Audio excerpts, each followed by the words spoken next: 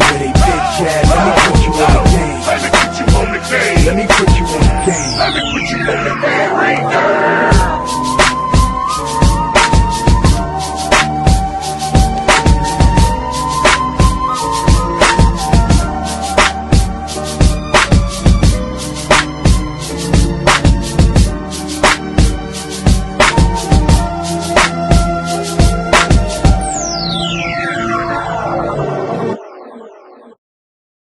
What's going on, everybody? It's your boy Alex. Shout out to the Elite Fleet. Make sure you like and subscribe so you can become a member of the Elite Fleet. And I want to talk to you guys today about how to become an effective leader as a man.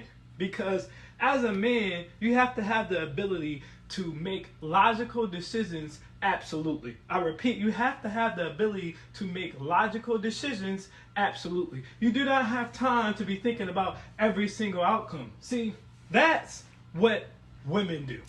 That's what women do. Women, one of their Achilles heels, okay, it's their gift and their curse, because men are black and white. Women are the color of the world. They see the gray area. They always say, but what about this? And you have to consider that, or it could go this way. See, as a man, you don't have time for that. When you have the whole family on your back, when you have your woman on your back, your kids on your back, you have to be able to make the hard decisions. And sometimes the hard decision isn't always going to be the nice decision. Sometimes there's another way you could go, but you have to go the way that's best for the family at the time. For example, a man should be thinking, okay, if I walk down this neighborhood, this is a bad neighborhood. Okay, it'll get me where I want to go faster. It'll save me an hour, but there's a 75% chance I'm going to get shot. A man should just deal in the 75% chance that he's going to get shot. That's logical that we shouldn't go this way. I'll take the extra hour to get there. See, now, people who don't have the ability to be decisive, people who don't have the ability to think in absolutes, they'll say, well, there's a 25% chance I won't get shot, so I'll take the faster route. And they'll risk their entire family dying because, well, they might not die. No, see, you can't live like that. You can't live like that. This is why oftentimes women defer to men to be the leaders in situations. Not all the time, but most of the time. It's the same thing as wanting something to eat.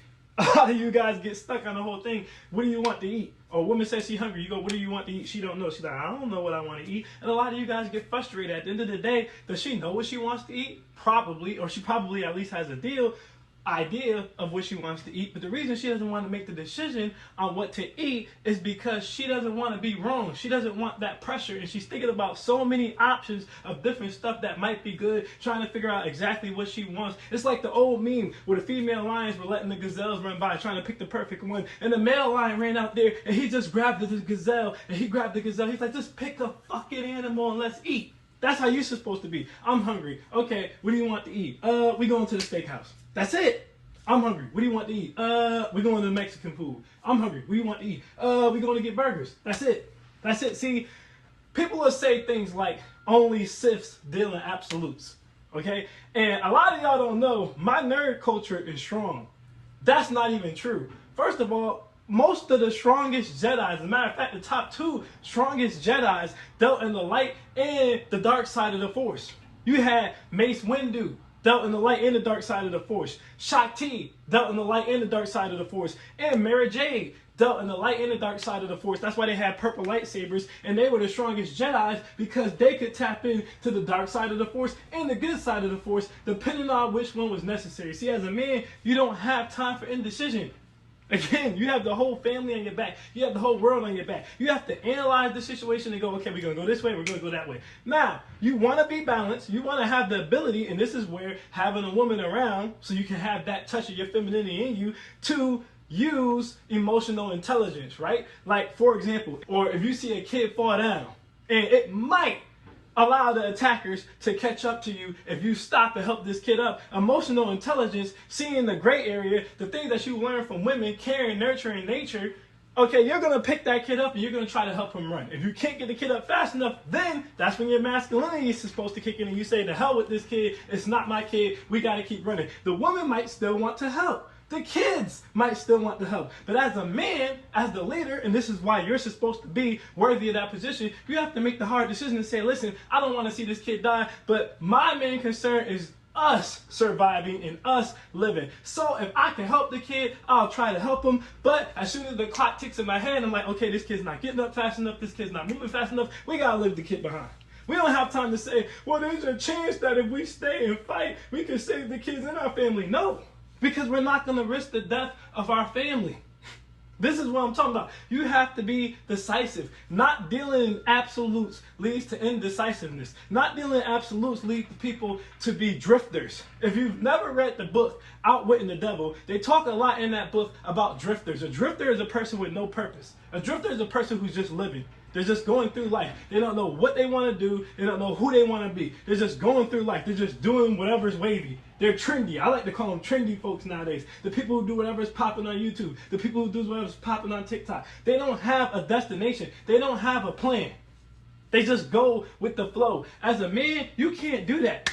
As a man, the most important thing is your purpose, because your purpose leads to absoluteness. When you know I want to be a director, when you know I want to be a firefighter, when you know I want to be a football player, you focus and you can lock in. Now you start doing football trainings. Now you start hitting the gym. Now you start working on your catching. Now you start working on your running.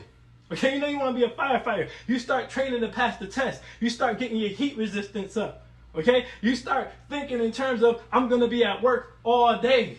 12, 16 hours, so you set your schedule up that way. But when you don't know what you want to do, you're all over the place. And guess what? A jack of all trades becomes a master of none. I repeat, a jack of all trades becomes a master of none.